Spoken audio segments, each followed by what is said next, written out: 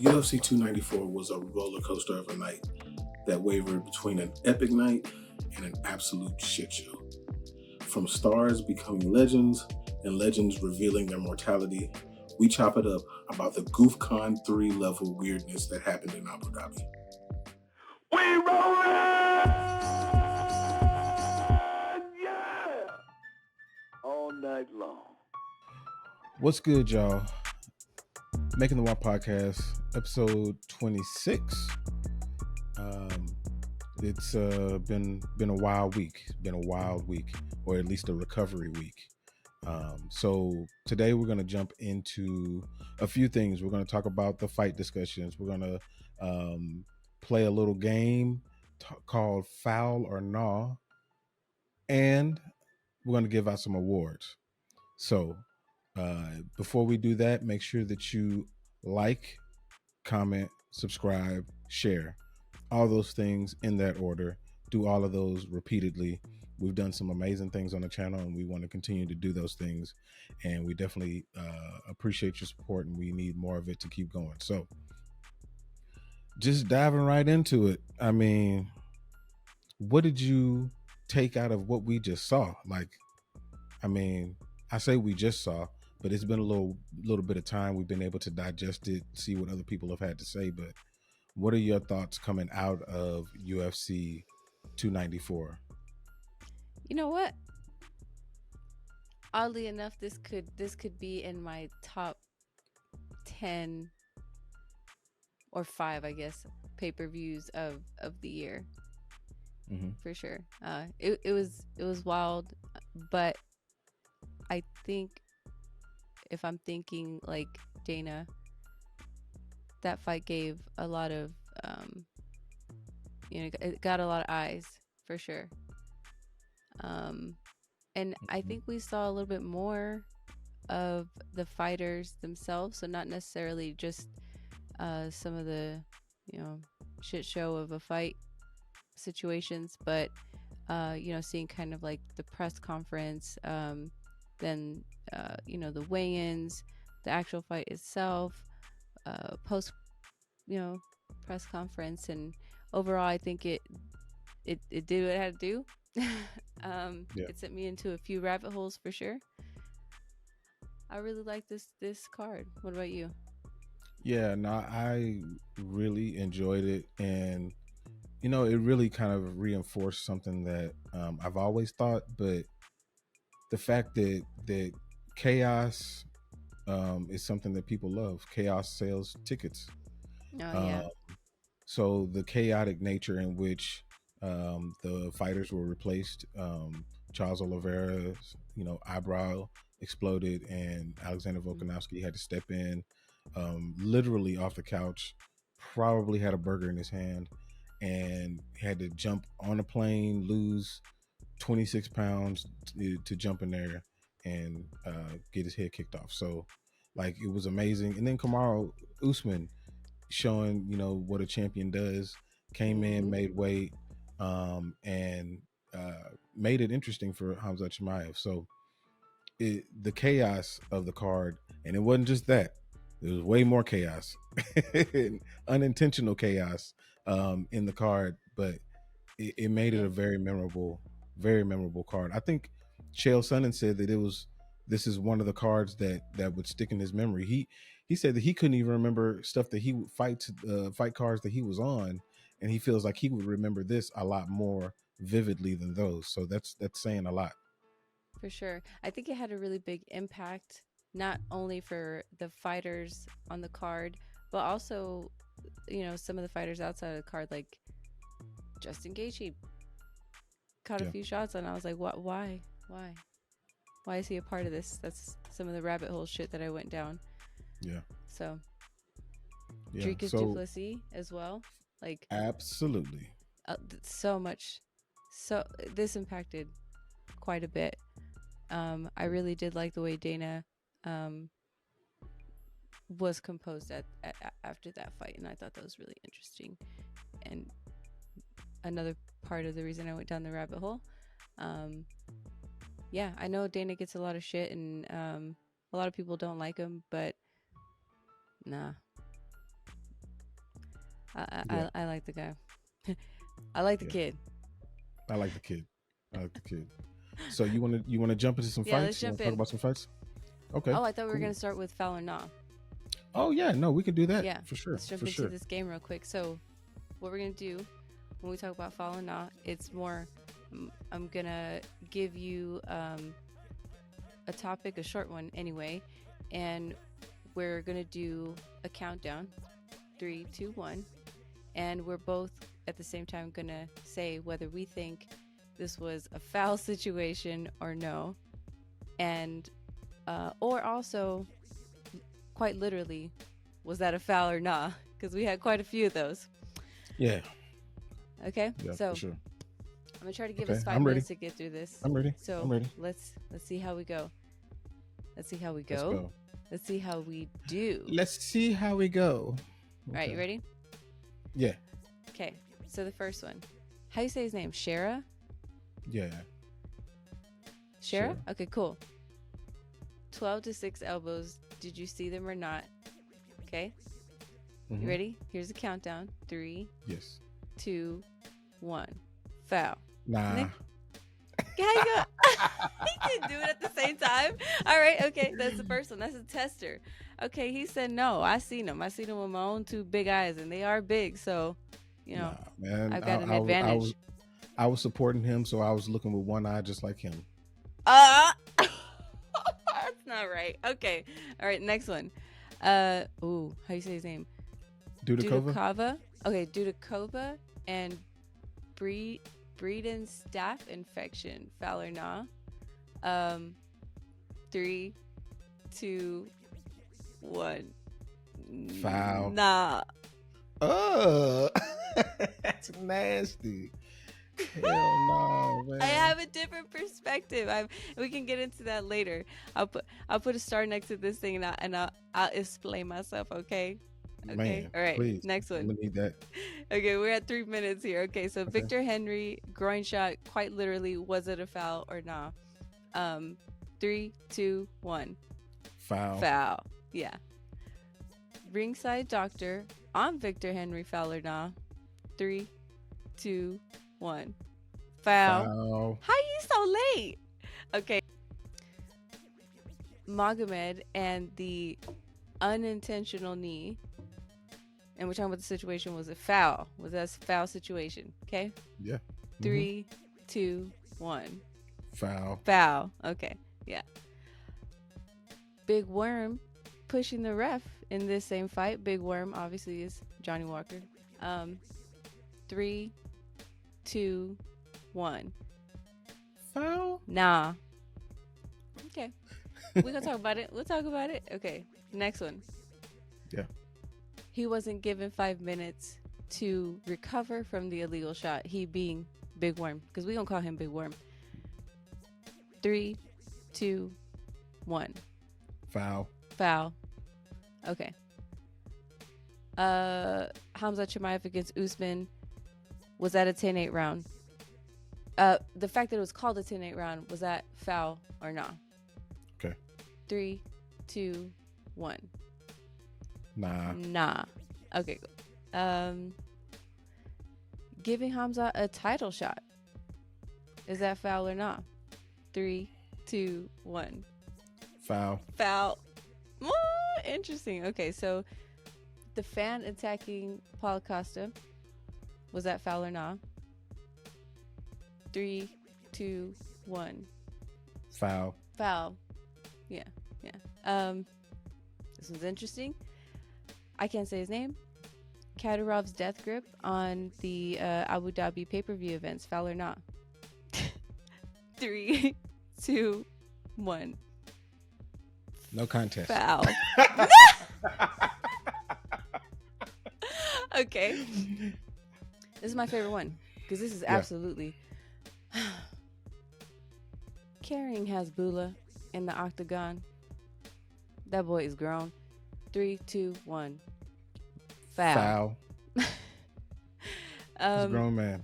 Okay. This is my favorite one. 48 seconds. Me saying Hasbullah is Kadyrov's son. Kadyrov? Kadyrov. Yeah. Cataracts. Yeah. son.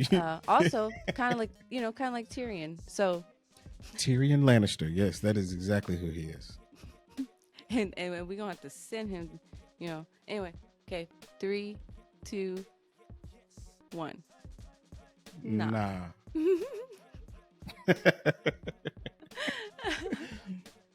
All right. Did we make it? Did we make the time? We made the time. It 13 seconds. Okay. Yes. Okay. That's impressive. It is. I really want to talk about the staph infection thing, and I don't think it's in like our notes or anything. So, no, it's not. But I put it in our discussion section because obviously it's fucking terrible that they did it, but we'll talk about that. So we're gonna move on to the awards. Okay. Oh yeah, it's award time. Okay. Yes, very excited. Very excited. All right. Okay. So we're coming up with these on the fly, and they could change at any time. But we've got a few categories here, a few awards, and the first one is going to be the I Got Shit to Do award. Do you want to talk about that? Yes. So the I Got Shit to Do award, the inaugural I Got Shit to Do award, goes to Saeed Nurmagomedov catching the whatever the fuck guillotine that was. It was like Naimov just slid his head right in there like he was handing off a football. That shit was amazing. You know what that reminded me? What? It reminded me of we watched some scary movie not too long ago, and she was like possessed by a demon, and so she would take kids into that was an old ass lady. cave, some weird ass cave. So sorry, going back, the old lady got possessed by a demon, and this demon would kidnap children. But when the daughter looked for her, they're in a cave, and she's fucking turned into some weird snake, and she's eating this girl's head, and the girl's like got her head in the demon's mouth. Like, that's exactly what's his name looked like. You gotta show a picture of it or something. The Taking of Deborah Logan. That's the name of the movie. Yes. Yeah. That's exactly what. I don't even know who Saeed fought. What's his name? That's very disrespectful of me, but I just don't remember. Muin Ghafarov, the dude that got the beard on his back. Yeah. Yeah. Got the back beard. That's not right. Leave the man alone. No, he doesn't need to be alone. Somebody needs to be with him to make sure that he can shave that piece of hair. I'm saying that man ain't got friends. Where are his friends at? You don't let that man go outside like that. Where's your friends? Where's your family, dog? You ain't supposed to be outside, and you got a piece of carpet on your back. He had a whole side of carpet on the right side of his back. Come on, man. Somebody tell him. We're going to go to the next award, okay? That's foul. That's foul. That should be foul. That's foul. Okay. All right. So next award. Next. Okay. Compose myself. So the next award is, this is a DC infamous line here. If you ain't cheating, you ain't trying. Yes. Mm-hmm. The Daniel Cormier, if you ain't cheating, you ain't trying award. This goes to Muhammad Naimov. That man committed 4 fouls. If it was an NBA game, he almost fouled out. He was putting up numbers, y'all. Putting up real numbers. If there was a list of cheats, he was like, I'm going to do every one. I mean, he was just ticking off all the boxes. And almost, like, that shit was terrible. If you're given the opportunity, okay, to cross the line, and you're given chances. No? Yeah. No.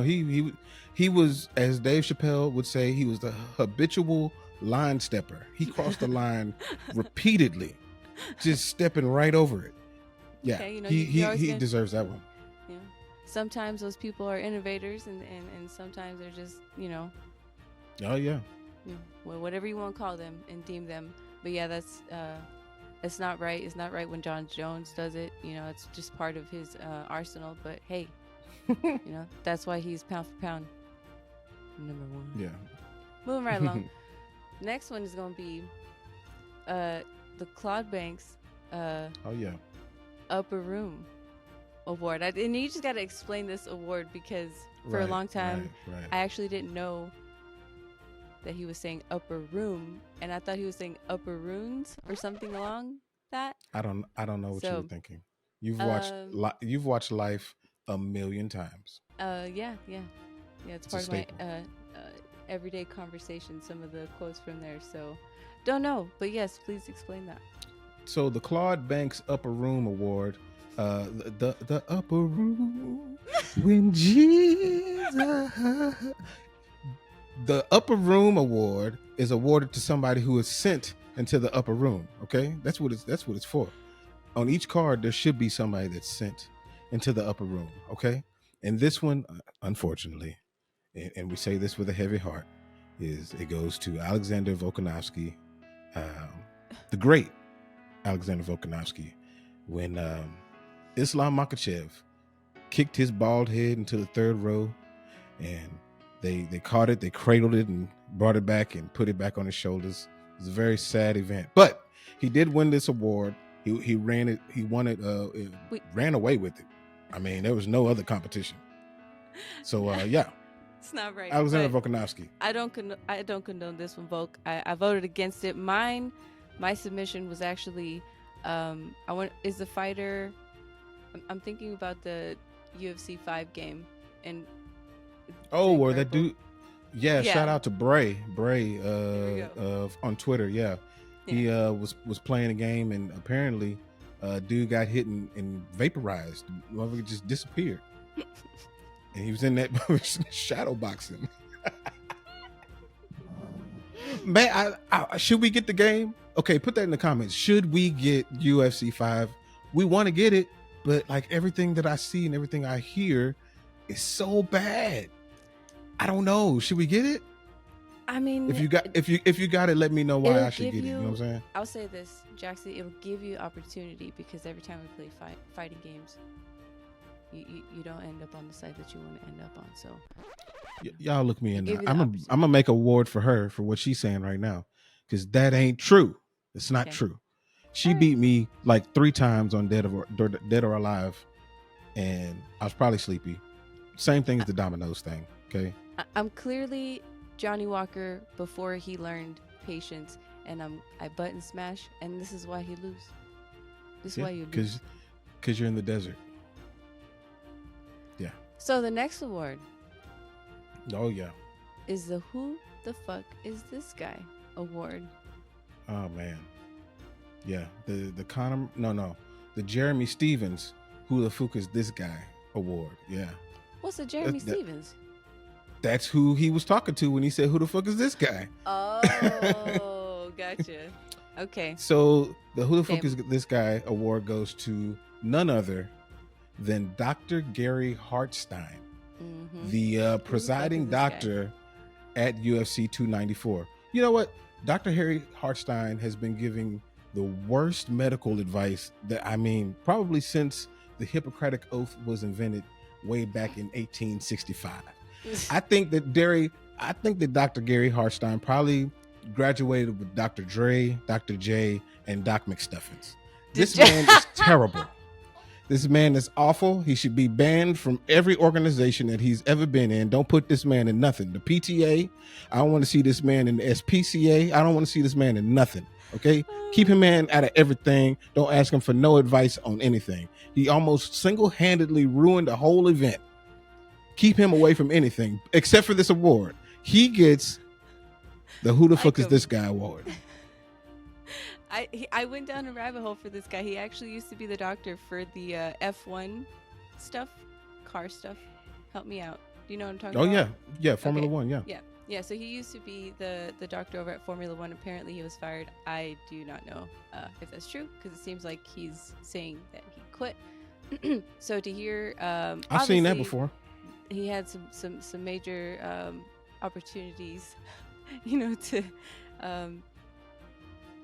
improve on the calls that he made. But either way, to say that he's inexperienced, which I do, and I'm seeing a lot of that. I don't really think that's true because if I'm not mistaken, I think he spent 10 years in the Formula One world, but I can't find. I wonder how a lot many of deaths there information were. about him.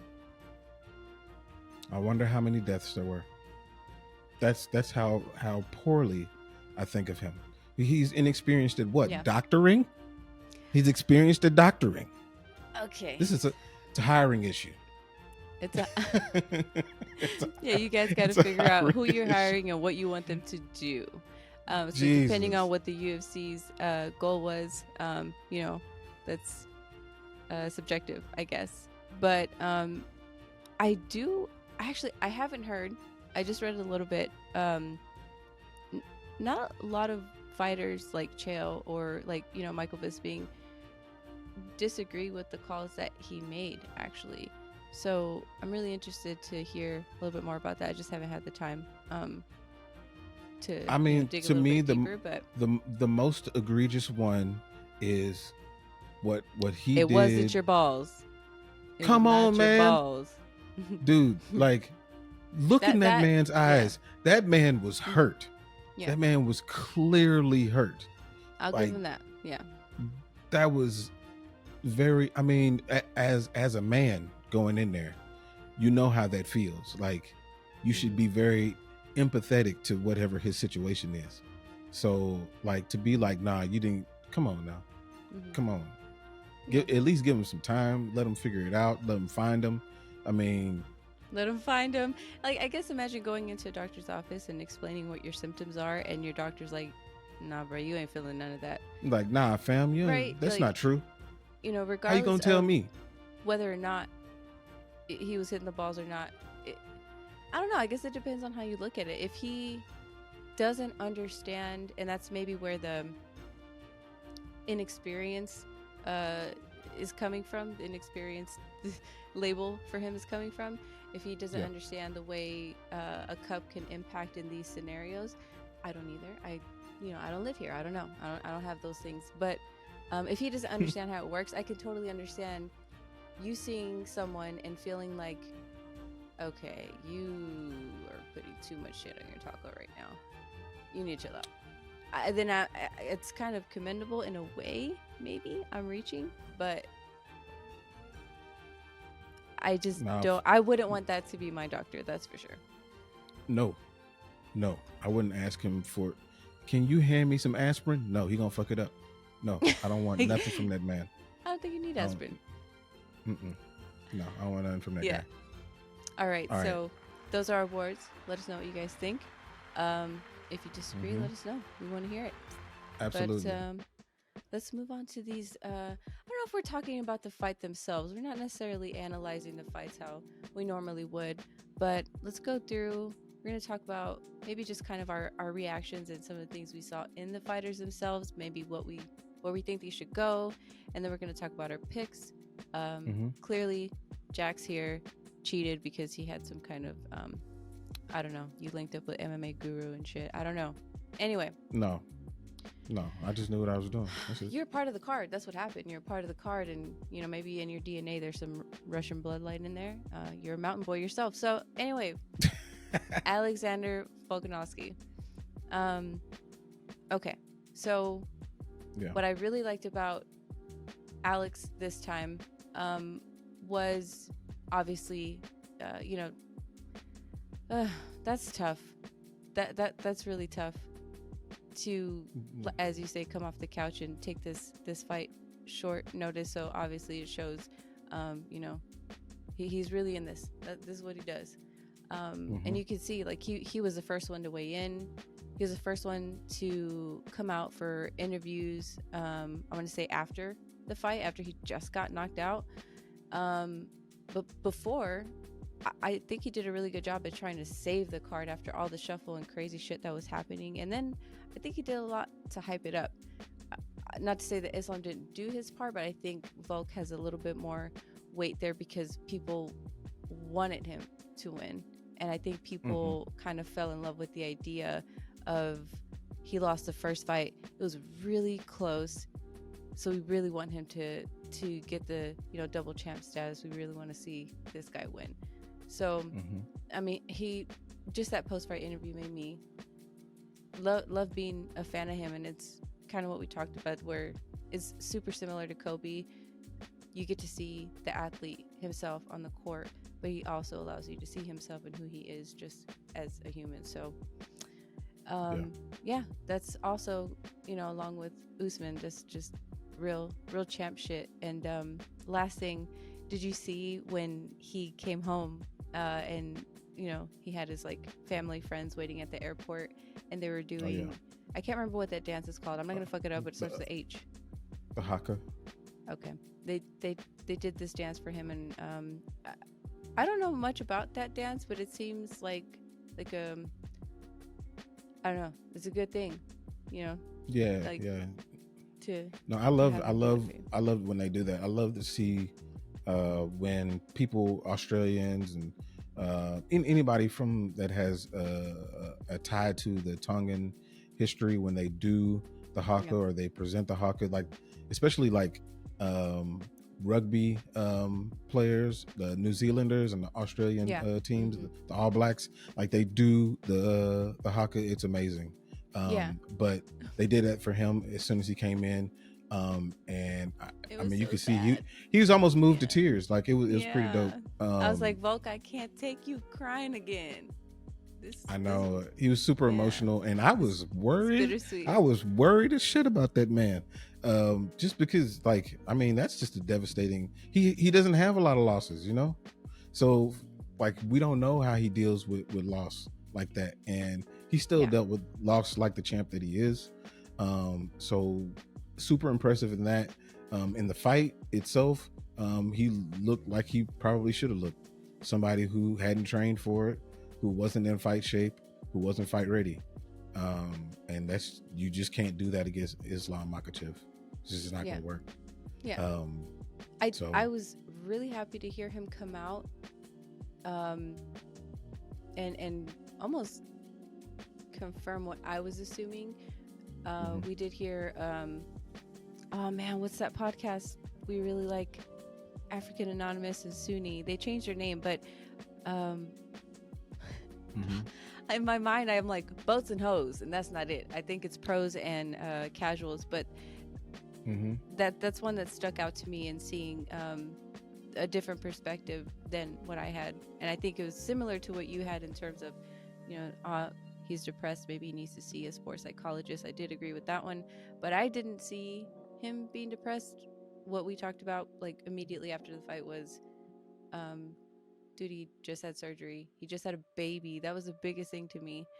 So if you don't have kids, and fuck, you do not know and understand. So whatever.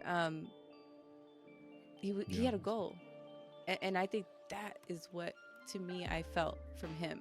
Like, fuck, if you've ever had a goal and you didn't reach it, it doesn't mean he's gonna give up, but that shit sucks.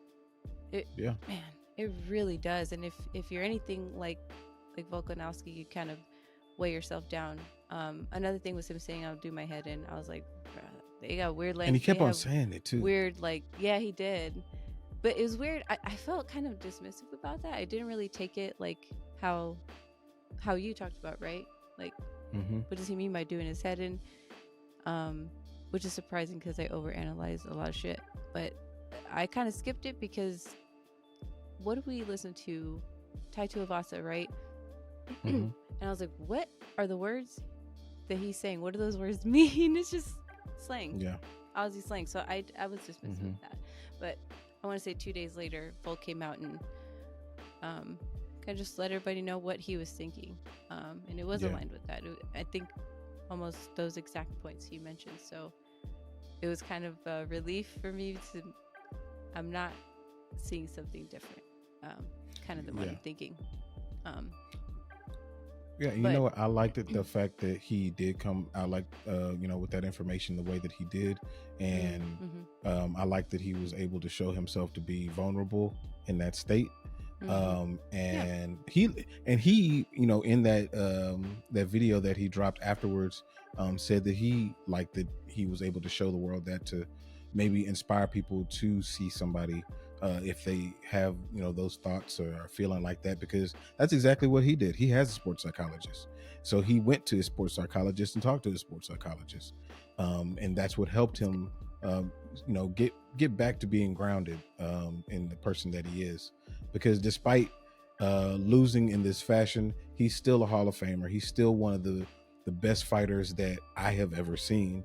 And he's still a legend, and he will continue to be a legend even if he continues to fight in the near future, which I think that's something that you might be asking me soon. Yes, that is. I'm super curious because I didn't watch his video. It's been a super busy week for me, but I did see it posted somewhere. Sounds like he still wants to fight in January. Mm-hmm. What do you think about that? I say no. I said no. Mm-hmm. Nah, man. Like I think that giving himself a little bit more time, one, with his family, two, to recover from being knocked out. He's never been knocked out, at least from what we've seen, and to recover emotionally, and to get his mind back into being Alexander the Great, not just a shell of himself, which is what he was when he got into the octagon against Islam. He couldn't pull the trigger. He can't do that against Ilia Topuria, or it's going to be one of those he's taking everything that you worked for situations. So I think that he should allow the division to kind of play a little bit out, and then come back March or April. That's not too far off, and come back and be who we think that you are and who you think you are. I think that's what the way that he should approach that. I totally agree. I think he can give himself the space and time, empty out his cup a little bit, and fill himself back up with the confidence I think that he naturally carries. So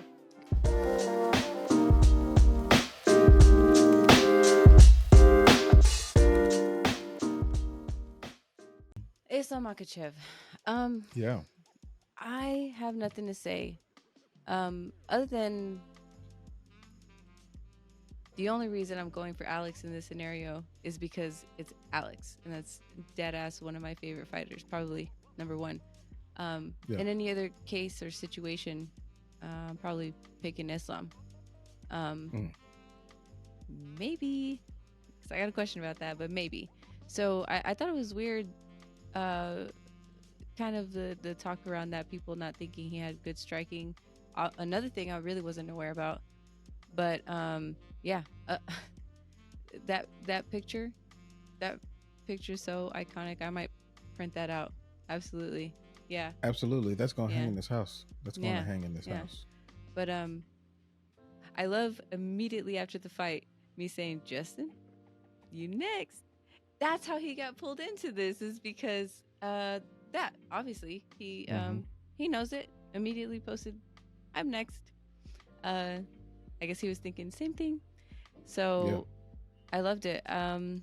But you might have some more thoughts on this. I've got nothing. This is it is what it is situation. Well, a couple of things. One, Islam did what I thought that he was going to do. I mean, not in that fashion. I didn't think he was going to knock him out in the first round. I didn't think that was going to happen, but I did think that he was going to win the fight.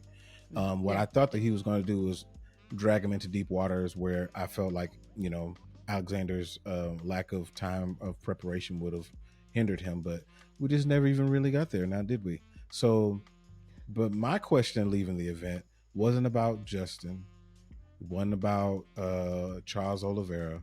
It was about the pound for pound list. In my opinion, I believe that Islam Makhachev should be number one. And that's not against John Jones. John Jones, in my opinion, is the greatest fighter that has ever fought in the UFC. Yeah. But we're talking about right now.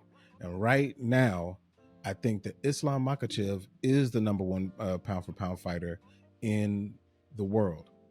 Reason being, the reason that I would put him over Volkanovski and John Jones, one, he just beat Volkanovski for the second time in a row. But two, I would put him over them because, or over John Jones because of activity. He's just been fighting. Now, if John Jones, overall in general, right? Because how many title defenses does he have in his weight class? I mean, he's got more than John Jones has in his right now. But he's got title defenses. in John Overall? Jones's current weight class, John Oh, Jones has okay. I 0. I said that So wrong. How many title defenses does Islam Makhachev have? Was my question. he has, let's see, who did he beat for the title? Charles? Charles, right? Beat Mhm. Charles for the title. Then he's beat Volk twice. So he's got, technically, as far as like fighting lightweight fighters, people who There are we go. actually in his division, Right. none. A He's true beaten lightweight. nobody. None? Oh, okay. But here's the deal: is pound for pound is not your greatest of all time discussion. Two Mhm. different discussions. Mhm. If we're gonna go greatest of all time discussion, Islam's not in my top 10. Yeah, right. But if we're talking about pound for pound right now, who's fighting? John Jones has had one fight in the past 4 years. One. That's why he goes lower to me. That's my only reasoning. Do I think that Islam is a better fighter than him? No, I don't. But do I think that Islam is showing that he's the pound for pound best right now? Yes. But the list is fluid. As Stephen A would say, the list is fluid. It's going to change. It's going to change. We might have another event and it's going to change again. So right now, today, Islam Makhachev would be pound for pound number 1, in my opinion. Mm-hmm. So if you think differently from that, try to convince me in the comments. Do that. Yeah. Prove me I bet wrong. you can't. I bet you cannot. Yeah, I can't prove you wrong.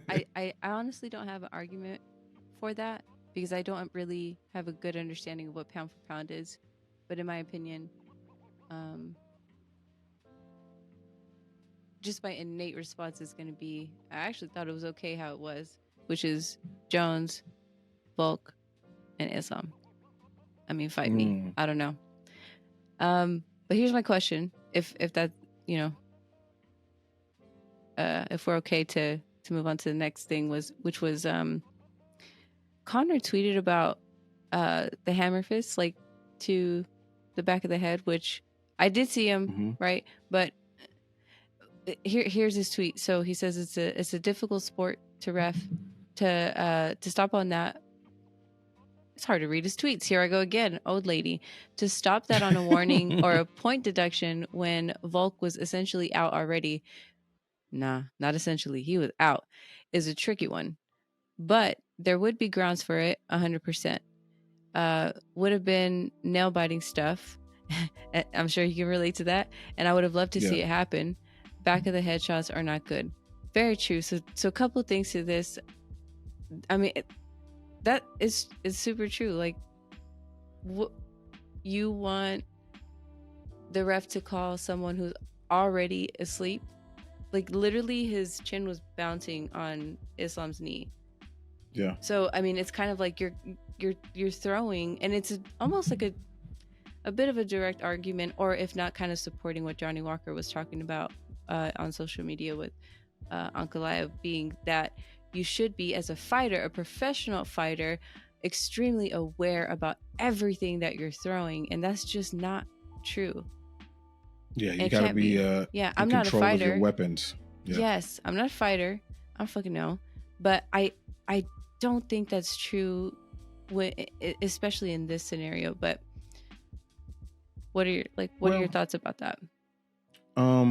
I think that Connor is definitely speaking from experience, because when he fought Dustin Poirier the first time and knocked him out, the hammer fist that he finished the fight with were pretty much in the same place as where Volkanovski was getting hit.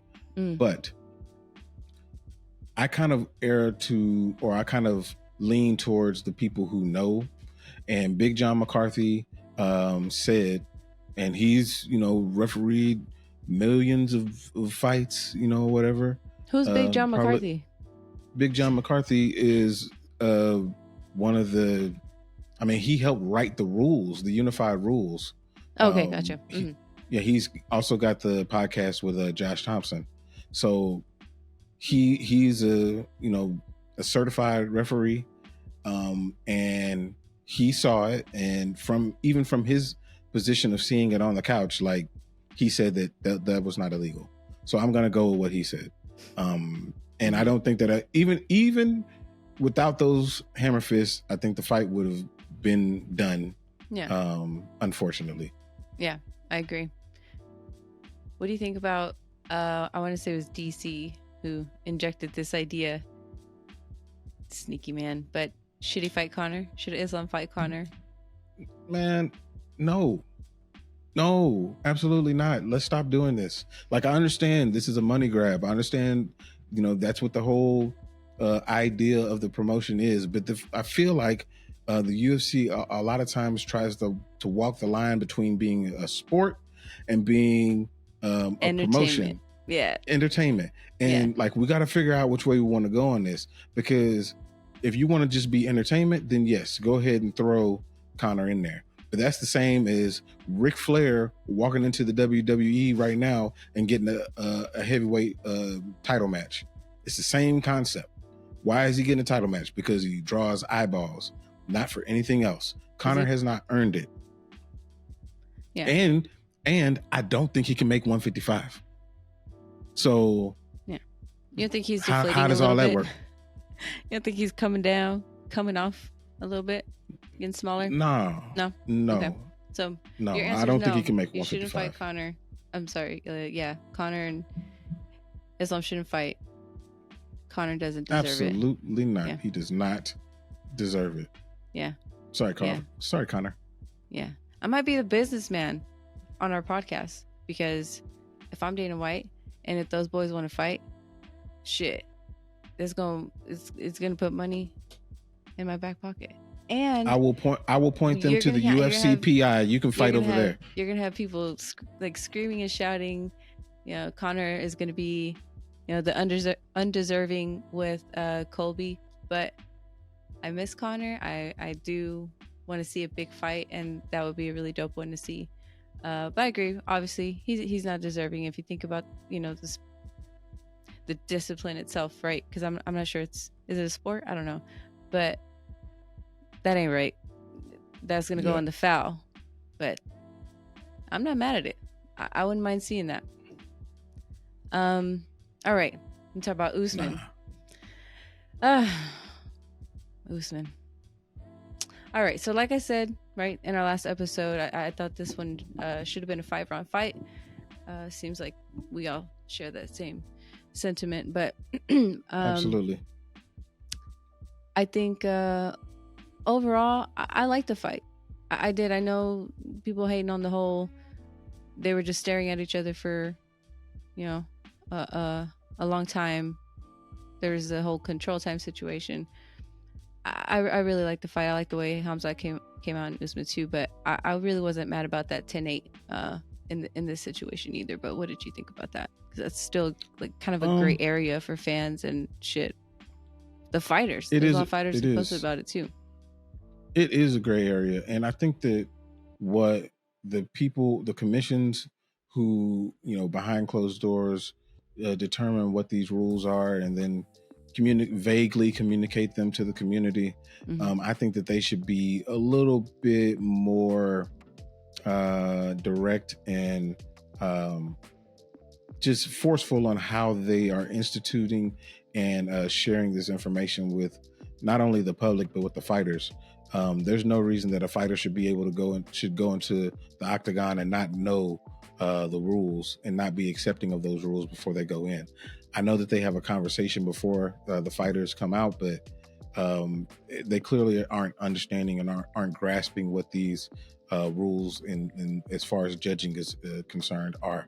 So I think that's something that they need to take into consideration, and that the commissions need to do, all of them. But yeah, I agree. Even in saying that, though, I don't have a problem with that being a 10-8. Yeah. He was controlled for probably like 4 minutes of the round. Mm-hmm. He was almost choked out a few times. So even though I do give Kamaru a lot of that made me nervous. Close, right? Yeah, that made me nervous. It was looking bad. I thought he would go. Yeah. It was looking bad, but credit to him. He defended amazingly. But the question that really came out of this fight for me for Kamaru is he now a one-dimensional fighter, because he feinted for some takedowns, but the way that he did it, I'm like, little skippity pat, just Can you? Are you able to do this? Yeah, Or can you really get these? Can you really do these takedowns, or are you now a striker? Because I don't see. When was the last time we saw a takedown from him? Like it's been a while. I see it every day. Okay, I see him every day. I don't know what you're talking about. Take down people every day. I don't know. It's just a question. He take life down every day. So he's taking down notes. He's taking pictures off the wall. He's taking a lot of things down, but I'm not seeing him taking anybody down. Taking belts down. Taking I'm not down participating belts. In this. Wait a minute. Yeah. I don't like it. Yeah. Anyway. Yeah. For sure. No, yeah, that's a valid point. I don't know. It happens. The you start to age, and yeah, I get it. And that kind of brings me to actually my next point that I forgot about, which was, does he want to compete, for the belt? I mean, you're in the UFC. That's what the fuck you want to do, right? But is he in the era of, let me get these money fights before I get out of here? You know what I'm trying to say? Like Masvidal. That was a combination. His last fight with Gilbert Burns, it was, let me get this money fight real quick, which is not too much of a money fight, but you get what I'm saying. Yeah, it did kind of give him an opening to the belt, but we all kind of know Nate and Connor money fight. So in this scenario, like, does Usman really want to does he really want to continue to pursue the belt right now, or does he want to start slowing things down, making his money, and transitioning into a coach? Because I think that's what he should do. I think that'd be a good pivot for him, and to coach what's his name, Hamzat, would be amazing. I think he would really get Hamzat where he needs to be. Hamzat just training with like Trevor Whitman, right? And then like in general seem like they're boys anyways, but anyway, overall, what you mean? I mean, I think that as far as Kamaru is concerned, I think that he feels like he still has a lot left in him, but what I think, as far as like money fights and things like that, I don't think that there's a ton of them out there, unless you got the Kobe fight. That the Kobe fight is always going to be there. That's it right there. Like, that's his money fight. Yeah, we're all going to see that. That's the one. That's the one. Man. Anyway, if you know, you know. Even though he's 2-0 against him. Like, if you haven't seen those two fights, dude, what are you doing? Go watch them. But before you watch those two fights, I think you got to watch him and Gilbert, Usman and Gilbert. Then go watch those two Kobe fights. It's pretty good little. He had a nice run there. There you go. With Kobe, Gilbert, Kobe, Jorge, like. And then he ran. Not the first Jorge fight. Don't skip that one. Do the second Jorge fight. There you go. I don't personally like to watch that, but you can watch that if you want to see the greatness. I do, and I see it every day. I got that picture printed out, and I'm looking at it right now. It's beautiful. That's another really good sequence to watch the fights in, like watching. I've got this printed out. These three knockouts, and it's Jorge Masvidal flying knee. Then I've got Jorge being knocked out. I love Jorge, by the way. It's a cool. It don't sound like it. Thing that happened. Don't do that. Jorge Masvidal getting knocked out by Usman, and then Leon Edwards knocking out Usman. It's just so crazy. Anyway, so I did love the idea of him fighting DDP, and then I saw the interview with MMA Guru. So I know MMA Guru is not an easy pill to swallow, especially if you're if you're around the age that we are. It's tough. He's funny though. I like him, and it just so happens that he had a pretty great interview with Dricus du Plessis. People turn you into someone totally different, like based on what you're who you're in front of. So MMA Guru, he didn't even have the same tone, but anyway, what they talked about, which I know you haven't seen it, but they talked about Dricus, obviously he didn't agree with Khamzat getting the fight, the title shot, and they talked about him possibly fighting like as a co-main on the 300 with Izzy. If Khamzat isn't able to get the title shot, obviously he wants the title shot. But what do you think about him? This is kind of off topic, but I still did like the idea of Usman fighting Duplessis. Like how would I feel about DDP against Izzy on the co-main? You talking That about that too, but just like Usman and Duplessis. I don't like that for Usman. For Duplessis, like I feel like that's a it's not an easy fight. It's not an easy fight, but if it's the same situation though. Yeah. If it's a 3-round fight, I would favor DDP.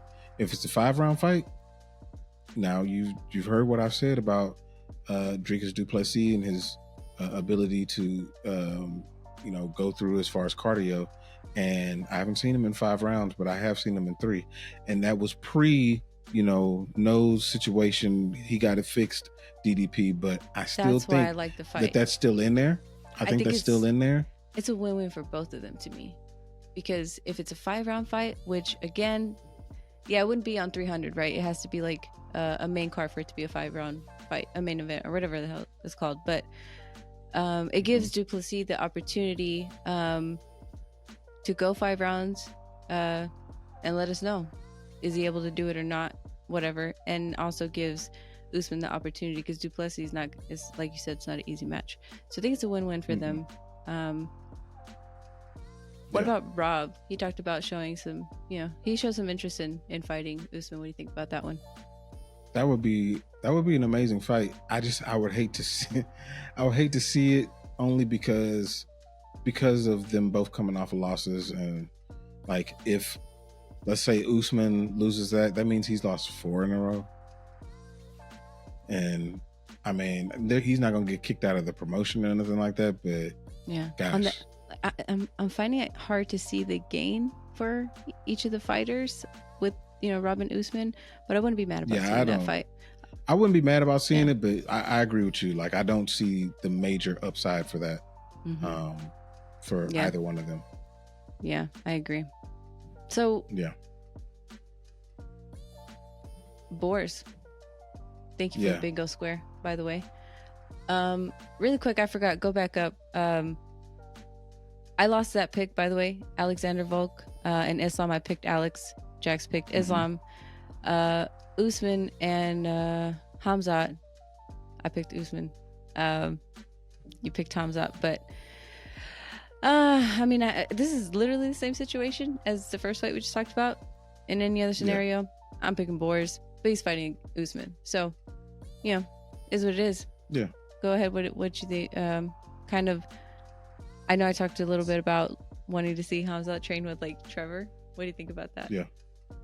I mean, I think that would be dope. Khamzat is actually, he appears to be very coachable and willing to train with a variety of people. Case in point, him training with Sean Strickland. I think it was either way earlier this year or late last year. I'm not sure which one, but he's very open to training and willing to travel to train. So that would be pretty dope. This Trevor Whitman is a mastermind. So he would definitely help him in the striking area. All areas really. But I think that would be dope. But I thought it was interesting that he came into the rankings, into the middleweight rankings at number 9. Yet he's penciled in as Sean Strickland's first title defense. Like that seems a little puzzling in the sense, like I would think that they would have ranked him a little bit higher. Of course, it's the MMA media, and that's just what they think of him. But I thought that was pretty interesting. I personally, I don't do the rankings, guys. For real. That's Dana's line. Don't do the rankings.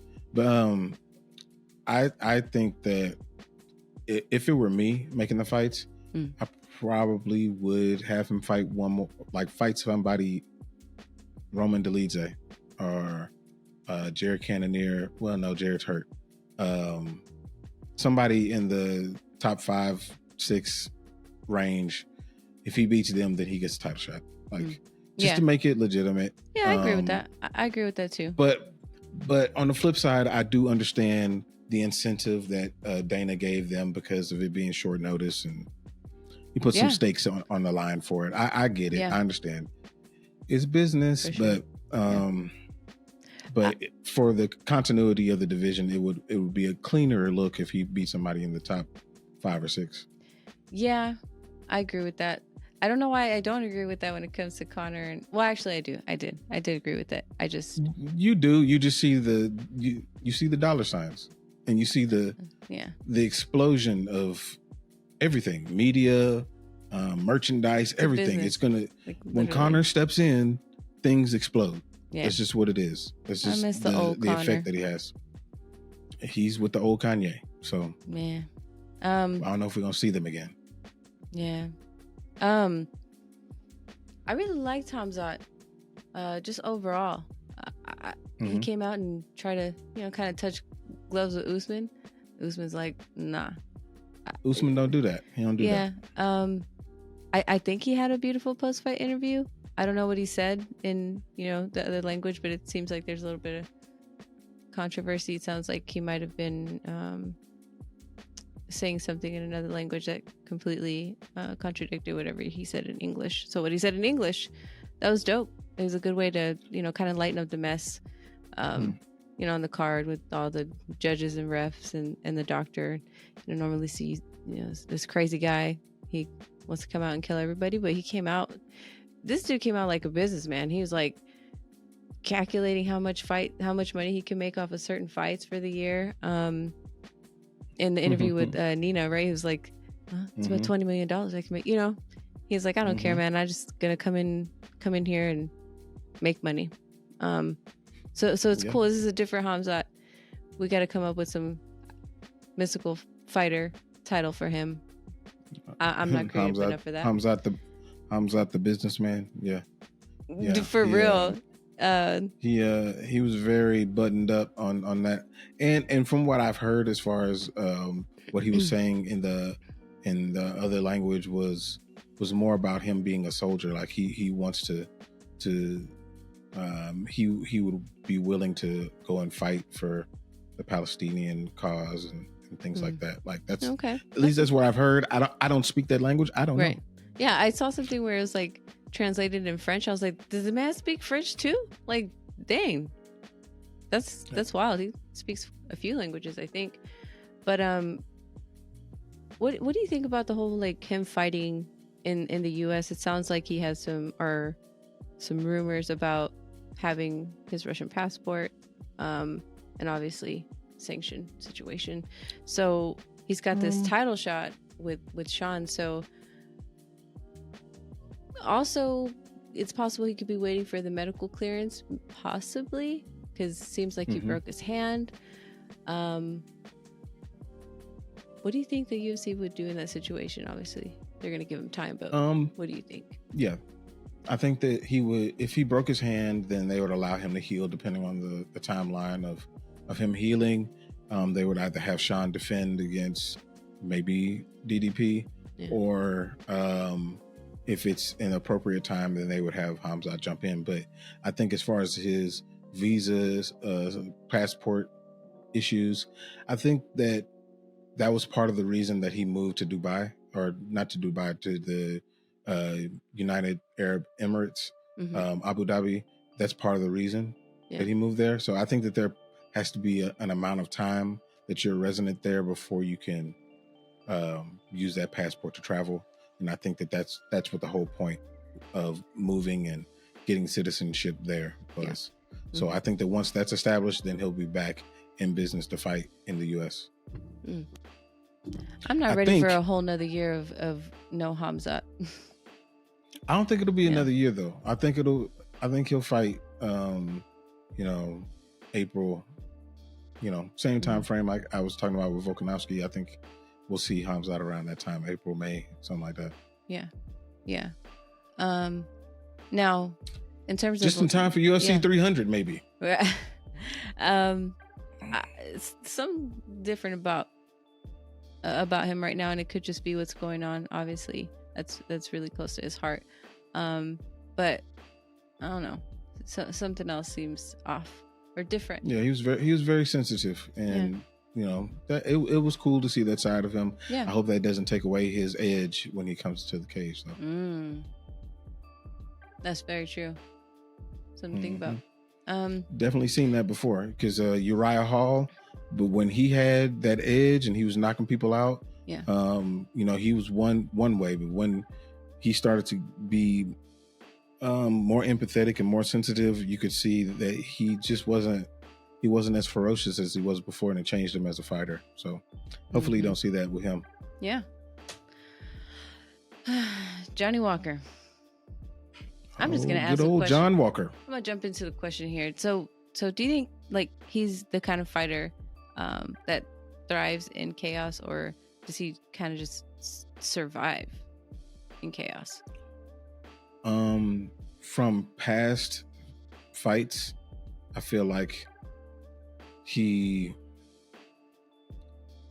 would try to survive chaos. Like he is a chaotic and unpredictable fighter, but he doesn't create a massive chaotic scene, you know. I think that when things start to get hectic and a firefight breaks out, like I feel like he normally is the one that gets the worst end of it. But in this situation, and it was chaotic, I'm glad that there was somebody in there to calm things down. I'm glad that Dana was able to come in there and say, hey, look, this is not what you want to do. Yeah. You want to chill out. Yeah. But he was wronged, you know, he was wronged. And so I can understand his frustration and his anger, and he's gone, you know, to a few media outlets and expressed that. I know he did an interview on Ariel Helwani's show, the MMA Hour. But, you know, he was definitely upset about it.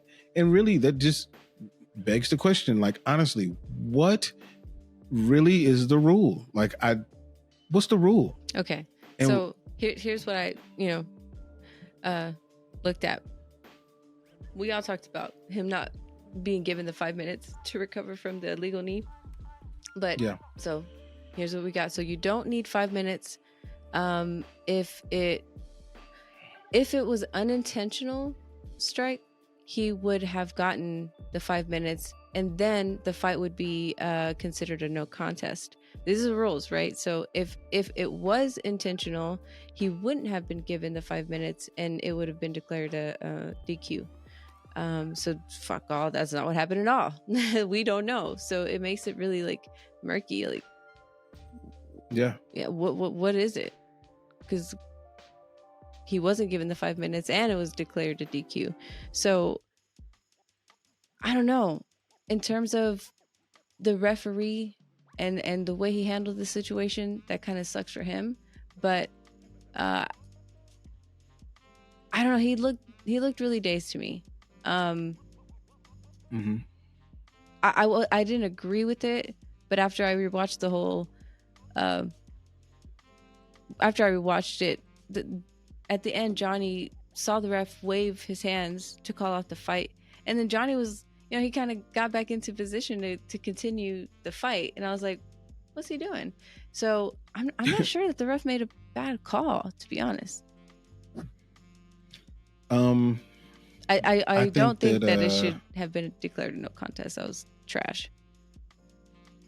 Yeah, I think that if they should just go by the rule. Like if the doctor said, look, this man is concussed. I asked him where he was. He said he was in the desert. Like, I don't accept that answer. That man's concussed. He cannot continue to fight. Okay, cool. Well, that means that he needs to be, awarded a DQ. Yeah. Because I didn't give him 5 minutes to recover. So I've obviously said that this was intentional. So he needs to be awarded DQ. Mm-hmm. If not, then it was unintentional. Let's give him 5 minutes and see if he can recover. Mm-hmm. It's going to be one of the two. Right. But neither one of those things were done. And I just don't understand, what was the difference between that and when Aljamain Sterling got kneed in the head. Both definitely fouls. What's the difference? Yeah.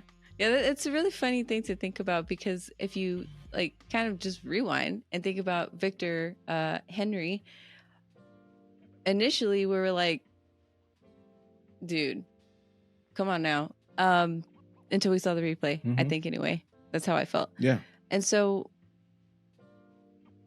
I mean, the way that man fell, I was like, I mean, he's really milking it. This man is a regular Daniel Day-Lewis out here. This is amazing. Man, I don't have an answer for that. I'm not sure what the difference is. Other than where the card was and how the card played out from the beginning up until this point. It almost seemed like, well, everything's legal. And really the only rule is that you don't talk about Fight Club. That's really how this card, played out, to be honest. For real. For real. Yeah. Absolutely. I mean, and I don't think the Ankalaev, I don't think he came to the fight thinking, I'm going to knee this man unintentionally or intentionally in the head while he's grounded. I think it was just in the moment.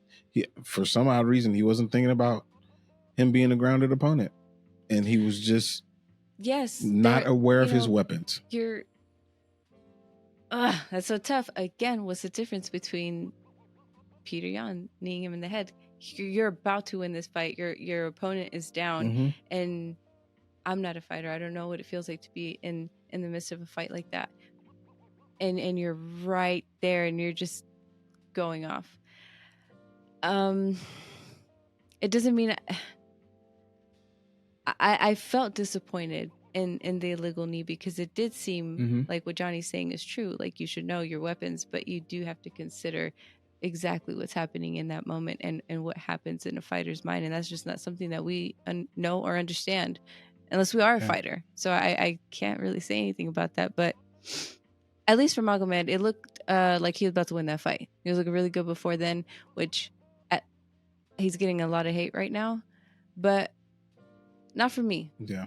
Because he just came off with a shitty DQ or whatever they called that, a draw. Oh, it was a draw. And he took that and came back ready to go. He wasn't trying to have another situation like that. So I liked that about him, and I like Magomed as well. I think he adjusted really well. So that, upon seeing it, I guess live, I was like, dude, why would you do that? Spending some time away from it and thinking about it, I don't know. And I do think that it's going to build him up in a way that he can't naturally do, because he's just kind of not like a screaming for attention type of person in general. So I think this kind of does more for his stock. Yeah. Although he did call Johnny Walker a clown, which is kind of weird, but whatever. Okay. So two questions here for you. So first, I'm going to go here. How do you feel about his future really in the UFC with these last two performances, Magomed? Man, it's unfortunate, because I do think that he's a really good fighter, but unfortunately for him, his only path to moving up is fighting Johnny Walker again. That's really the only fight that even makes sense for him, or he's going to have to fight back, because he can't fight the winner of Alex Pereira and Yuri Prochazka for the belt. Not out coming off of that. So he's got to slide back and either fight Johnny, who's at number 7, or fight somebody else in that general vicinity before he can fight for a belt. And that sucks. It just prolongs his path to the belt. But now, one of those things, like a fly on the wall in the war room when they have to discuss this, because this is shit they got to consider. They do because they got to look at how the fans feel about this person, for sure. Yeah, that's very true. Ooh. I don't. Yeah. Unfortunately, we don't get paid for this, right? So, I'd like to see it run back. Do you still want to watch that fight? Are you interested in that fight? Yeah. I got to Me see too. that run back. Got to see how that plays out Yeah. for sure. So Johnny did push the ref though. There He was, did. you know, what's his name? Corey Anderson. You actually told me about Corey before this fight. So he got fined, right? Yeah. Do you think Johnny should be fined here for shoving the ref? If you go by the letter of the law, then yes. However, I think this is circumstantial, and I think that one, you acknowledge that he has a concussion because you stopped the fight. So you said that he's concussed. No contest. So that means that he was not his normal self. Yep. Which means that if he shoved somebody, also unintentional. So no, you shouldn't fine him based on what you said is to be true. So no, you can't fine that man now. Yeah, I agree. I don't think you should fine him. I agree with that. No. I want to see them running back, but yeah, we can move on to what was the only clean fight on the card. Ikram. Yeah, Ikram Alaskarov. For me, I just can't wait to see him, and it's gonna happen, hopefully. Rematch, Khamzat Chimaev. So I didn't know that, but Ikram was actually KO'd in the first round of his fight with Khamzat in Brave back in 2019. Yeah. So that's a good one. They're gonna put that in their back pocket. that would be cool. I just want to see Ikram fight somebody that's legitimately in the rankings. Warley Alves actually took this on short notice. Yeah. So and he's actually not even in this weight class. Yeah. So Ikram deserves to fight somebody on the level of, you know, someone like who he was matched up before, Paulo Costa. That's who he was supposed to fight. He was supposed to fight Paulo Costa at UFC 293. So, but you know, things got shuffled around and all that stuff. So I think Ikram deserves somebody at the very least in the top 15. Yeah. And I think this is one of the ones that we talked about setting up like for future fights, for, you know, fights that actually move the division in a pretty like exciting way. So yeah, for me, I thought Gastelum would be good. He's coming off a win. It wasn't a convincing win. I don't know what the rankings are today, but I think that's a good fight for him. Or the Paul Craig, the winner of Paul Craig and Allen. Brendan Allen, yeah. But that would be a good one. That doesn't really make sense timeline wise, and who does make sense timeline wise is Hermanson. So now that would be a really good fight, a clash of styles right there. So like I think that Jack Hermanson is definitely looking for somebody to build his name off of. He's gotten close to being pushed into, you know, the top 5 area, but ends up, you know, tripping over whatever before you know, getting a win in that top 5. This would be something that would be a nice jumping off point for him if he was able to get that win. And for Ikram, if he's able to beat Jack Hermanson, then they know he's legit, because Jack is no joke. I like that fight. That's a good one. Oh wait, me too. UFC, put me in the war room, man. Give me some money. Yeah. Yo, don't talk about my snacks, okay? I know you about to talk about my snacks. I was about to say she eating. She eating. Okay. So, Saeed. Yeah. So he's already an award winner. You know, here at the MMA podcast, whatever. What we called again? Making the walk. It's been a crazy day, but for me, we can jump right into matchmaker. Pedro Munoz coming off a loss, or the winner of Ricky Simone and Mario Bautista, which I'm super excited for that fight, by the way. Yeah, I think it's gonna be an amazing fight. I like both of those. You are like, you really should be in the war room. Like you nailing these. Saeed would match up well against all of them, and it would be very exciting fights. Honestly, any of those fights could headline a fight night for sure. Yeah, I told you, or at least be co-main. I'm giving you some early insight into next year's bingo card. Okay, I'm gonna do my bingo card with a little better insight now. I know a little bit more. Yeah. Yeah. What do you think? What do you think about Saeed? I mean, I think the Saeed is slowly putting it all together. I mean, obviously, super high on Saeed out the gate. I think I want to say the fight, the card that we really paid attention to him was the Cyril Gane and Francis Ngannou card. Yeah, that was it. You remember we went bowling that particular day. Yeah. I remember specifically, and this is where you I found was like, out. Saeed, This is where you found out. Don't go out and try to watch a UFC card. She don't know how to act. I was not trying to bowl. Nah, can't do it. We got to stay in the house. But like, that was when I first noticed that Saeed was not just a grappler by any means. Like he can legit strike. And I've been a fan ever since. Been high on him ever since.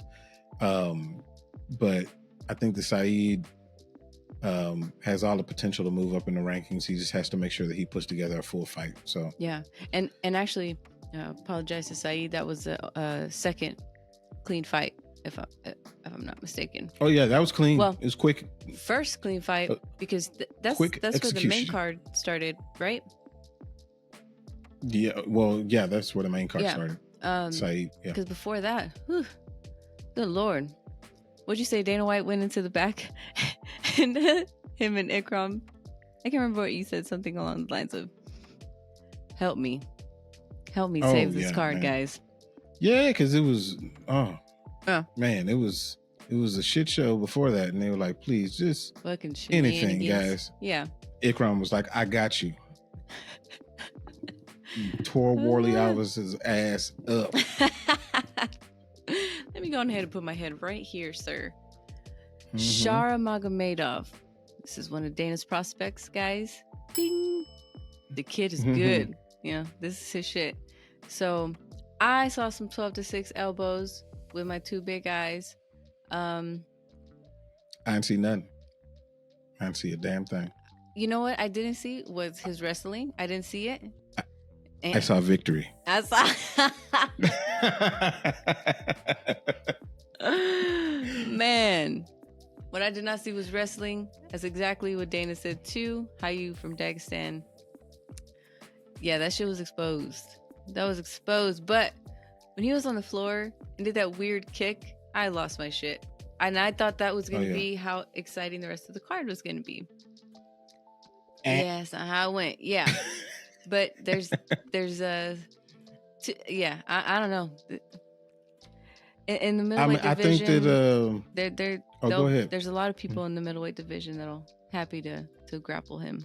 You know, let's say into oblivion. So yeah. I think that obviously he is a very, very good striker, but it is weird that somebody that's Dagestani has such poor takedown defense. And maybe it was just Bruno just had his timing down and was shooting his shot at the right time. But he was catching them every time in the second and third round. It was insane. But Magomedov was active off his back in the second round, so that swayed the round his way. Third round was a complete Bruno Silva, round completely. Like, it wasn't even close, in my opinion. It wasn't a 10-8, but it wasn't close. So he's got to, I hope he's practicing takedown defense as we speak. Like, he needs to really be on that thing to really open up his striking, because he can't keep doing that. Not here. Because as he progresses, it's going to get worse. So, matchmaker. Yeah. I don't know about this one.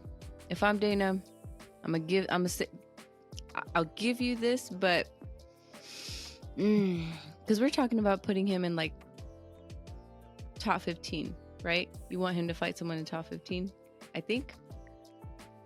And I don't know where he ranks actually, but Andre Munoz, he's on a 2-loss streak.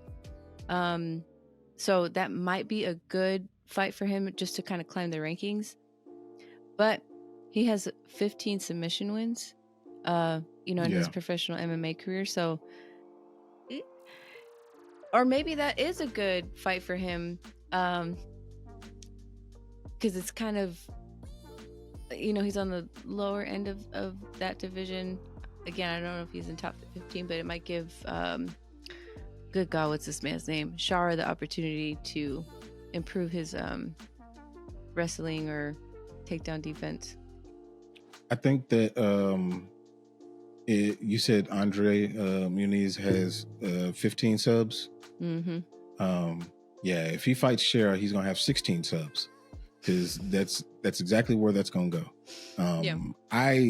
I think the Shara should fight somebody like that's not as accomplished as Andre. I think that's too much too soon. I actually don't think he should fight somebody in top 15. No? No. What you think? I think he should fight somebody outside top 15, somebody who is another striker, that, may have a little bit of wrestling, just to kind of ease him into it, build him a little bit. Because if Andre Muniz is a big middleweight, and he was just Wait, in you the said top Muniz? 15. Did I say Munoz? Yeah. I did say Munoz. Yeah. Okay, well, I'm glad you knew who I was talking about. So, I know you're talking about. He knows me very well, y'all. Y'all don't. So when I mess up, I need you to help me, pick it up. I got you. For our people listening here, but Muniz. I got you. Muniz. Dang, I'm out here being a whole Uncle Chael. Jesus Christ. Go ahead. I'm sorry. But no, I think that he should fight somebody. Let me think. Is Chidi Njokuani? Let's see. Is he a middleweight? I think he is. That would be he's a welterweight. Nah, that won't work. But somebody that's another striker in the middleweight division that's not ranked, just to give him, just to get his feet wet a little bit more, get him more used to the UFC machine and how it works, and then start to feed him to some of these wrestlers, some of these grapplers, and see how he does. Just I don't want to kill him off yet. Okay. Yeah. Shit, I came out with the hard one for him. Yep. Okay. Man, gave him one of the best grapplers in the division. Well, let's see, niggas. Yeah. Yeah. I guess it kind of made it seem like I didn't like him, but I don't remember why I made this decision. Maybe next time I make notes. Overall, as far as picks, you are 4 wins, 0 losses. No right? losses, 1 draw. 1 draw. Yeah. So, I'm 3-1-1. But one thing I didn't mention that he is not going. He about to lie about this, y'all. No buts. I said, I'm picking Shara. But I didn't say it on the podcast, so I guess it doesn't count. But if it, gives you some confidence in my picks, I'm gonna put it out there. And I got 2 bingo squares. Did I get 2 bingo squares? I got Chimaev wins a fight. What was the other one? Saeed Nurmagomedov wins a fight. Yeah. Yeah. 2 bingo squares. And you got zip. Let's see. It's all right. Yeah. It's all right. Yeah. Yeah, I think that's all we have. I was actually really, really excited to go through this one because this is, again, top 5. It was a super exciting for me. one. It was really exciting. A lot to talk about. Yeah. Man. I mean, they gave good, bad, and just ridiculous. And brazy. Lots. Yeah, it's crazy. Brazy for sure. I do want to talk about this just for like 2 seconds. I actually think, and we're not talking about UFC anymore here. We're talking about the real deal, Francis Ngannou. I'm just kidding. Francis Ngannou? Francis. Tell him who you are, Francis. Come on, Francis. You gotta go up there and tell him who you are, Francis. Yeah. I will hide behind Mike Tyson. When he did that, I lost my mind. So obviously, if you don't know, we talking about the man. Was it? You tell him. I'm done for the day. It's, There was a it's fr- 2:41. the My brain is Francis, gone. Francis Ngannou versus Tyson Fury fight. I mean, Yeah. everybody knows. Everybody knows they fighting in Saudi Arabia. The Middle East is tearing it up right now when it comes to combat sports. But Didn't they they're just fighting sign, over in like, Saudi Arabia. just made another contract with another sport? Can't remember who it was. They got all the sports. All the sports. Yeah. All of them. Yeah. They're gonna be playing football over there in a minute. They got all the sports. They're not. I'm just Okay. playing. I didn't want to ask because I was like, he not. I'm Okay. just playing. I actually thought that was a pretty funny press conference. It had everything to do with Mike Tyson and John Fury. No man alive. Yeah. Why did this man come out there with no man shirt? alive. Yeah. No shirt. Yeah, that dude. He did the face Like, off dude, with them. I was like, Tyson was like, "Come, Dad, Jesus, man, put your shirt. I'm fighting. You're not fighting. I'm fighting. I like Dad, it. put your shirt on." Nobody loses Like, in this it fight. was hilarious. Nobody Nah, loses in man. this fight. But it will be magical if Francis knocks him out, though. That would be hilarious. That's the only way he can win is by knockout, but it's possible. Mm-hmm. It is possible. I don't think that Tyson's going to put himself in position to get hit like that, but if he does, He'll be messing up. Making- Francis will have another award next week. I was about to go there, and he gonna get. He's gonna also get who the fuck is this guy award, because that's not the person we thought was gonna come in the Man. ring. I was about to say Yeah. octagon, and I was like, that's not. Yeah, he shouldn't do that. I don't know, man. I watched some highlights from Tyson Fury, and it could just. I like boxing highlights. I don't know if I'm gonna sit through a whole boxing match. But I'll watch Francis for sure. I'm super happy for him, and I was excited. That dude, I was excited to see him, and he looked huge. And I don't know if they got different camera angles. I don't remember him looking that big in the UFC. Oh yeah, he did. Mm-hmm. He's a big man. Yeah. And they did weigh-ins today. I don't know how much he weighed in at, but Oh, they did. man, Shit. yeah, they did. Check And, it yeah, out. he looked big. He looked big. So I don't know. What's the name? Tyson was calling Francis fat, and the little old man sitting looked over like, Mhm. he's fat. How much did Francis weigh in at? And I love Mike Tyson, so it was really cool to see him there too, in his corner. Yeah. Oh my God. You want to know? You want me to tell you? Yeah, because I told you my brain is gone for the day. Tyson Fury weighed in at 277 pounds and 7 ounces. Francis Ngannou weighed in with a six-pack at 272 pounds. Let's fucking go. That's crazy. Oh Hey, my did you see God. So Tyson Fury, he's supposed to be 6'9", and I thought, so maybe Francis has like 2 inches of hair, because it don't seem like there's that much of a difference. Francis is supposed to be 6'4". Yeah, I know. It's weird. I thought that there would be a noticeable height difference, Yeah. like about that. But nah, The I only- didn't see that. The only noticeable height difference was Mike Tyson. I was like, bro, are you this? Man, you see Mike Tyson walking there. Like, damn, Mike used to fight with them dudes. Yeah. I was like, I guess I No, he didn't- walked in there like, like he walked in there like Francis.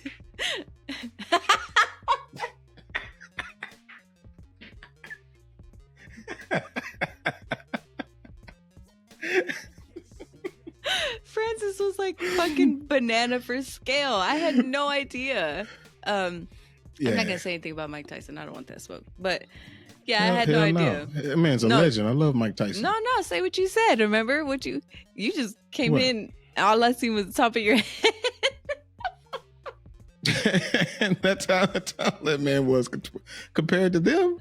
Oh Shoot. man, I I wouldn't even be in the picture. Yeah. I would have been under the picture. At least he made the picture. Yeah.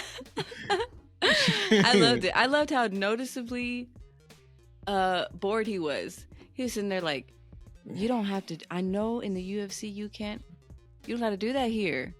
So when John Yeah. Fury started, chiming in, Mike Tyson bounced it off of him. That shit was hilarious. Yeah, I he don't was care like, what man, anybody let's says. get it going. That shit was funny. John Fury is a very entertaining man. Oh yeah. I very didn't know timid. where Bisping would get that from. The No Man Alive. Oh yeah, That's the super- no man alive. Yeah. Yeah. It's super funny. I'm excited for this fight. I am too. Are Almeida and Lewis fighting this weekend too, or is that next weekend? Next weekend. Ugh, thank God. Yeah. We need a break. Yeah, for we sure. need a break. For sure.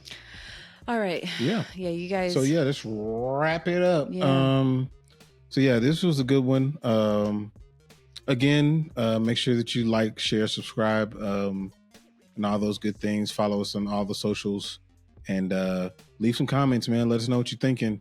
We put a lot of questions throughout this episode.